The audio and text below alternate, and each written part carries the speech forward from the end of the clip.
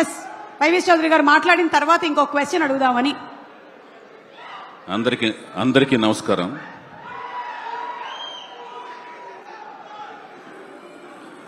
ఈ వేదిక మీద నేనున్నందుకు నాకు గర్వంగా ఫీల్ అవుతున్నాను. ముందు ముఖ్యంగా ఎందరో మహానుభావులు, అందరికీ వందనాలు. అందరికంటే ముఖ్యంగా ముందు అభిమానులందరినీ చూస్తుంటే నాకు చాలా ఆనందంగా ఉంది.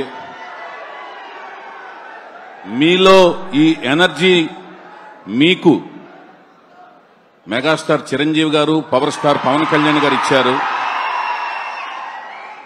ఆ ఎనర్జీనే నాకు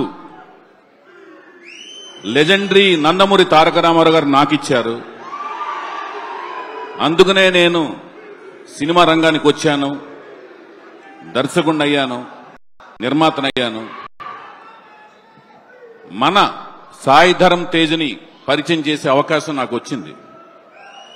వచ్చినప్పుడు సాయి ధరమ్ తేజ్ని ఒకటే అడిగాను, నువ్వెందుకు నటుడు అవ్వాలనుకుంటున్నావు అని అడిగాను. మనోడు చాలా చిలిపి సరదా మనిషి అనమాట. సాయి ధరమ్ తేజ్ చాలా చిలిపి అనమాట. అంటే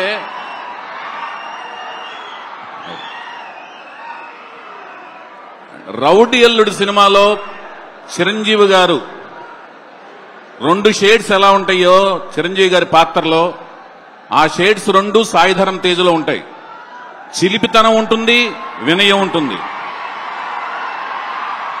సాయి ధరమ్ తేజ్ని నేను అడిగాను, నువ్వు హీరో ఎందుకు అవ్వాలనుకుంటున్నావంటే, నేను డాక్టర్ అవ్వాలనుకున్నాను, లాయర్ అవ్వాలనుకున్నాను, అలాగే ఇంజనీర్ అవ్వాలనుకున్నాను. కానీ ఇవన్నీ ఒక జీవితంలో అవ్వలేను కాబట్టి ఇవన్నీ కలిపితే ఒక హీరో అయితే ఇవన్నీ పాత్రలు నేను ఈజీగా పోషించవచ్చు కదా అని చెప్పాడు. ఆ సమాధానం చూసి నేను షాక్ అయ్యాను. ఒక నటుడు అవ్వటానికి ఎంతో తపించాలి, ఎంతో కష్టపడాలి. ఆ కష్టాన్ని తను ఎంతో కష్టపడ్డాడు. అంటే ఇవన్నీ చదివేదానికంటే కూడా ఎక్కువ కష్టపడ్డాడు.